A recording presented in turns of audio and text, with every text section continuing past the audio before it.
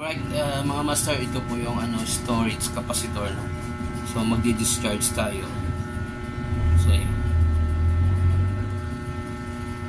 Titingnan nyo, mayroong 21 volt DC. Ayan, so meron akong ginawa dito na na discharge po, discharge. Ito ay ng war-want resistor. So meron siyang 5 kilo ohms. So ayan, try natin. So i-discharge natin. Ayan. So split of seconds.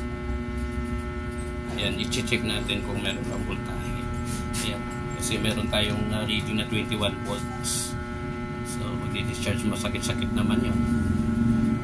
Ayan, so naging 1 point na lang. So naging 1.9 na lang yung 1.2.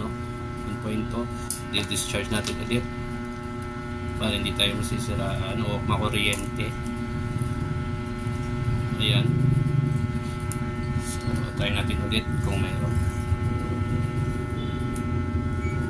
Ayan, naging 0.5 na lang. So mga master, ayan lang po at maraming salamat. Ronnie J. Esquilla.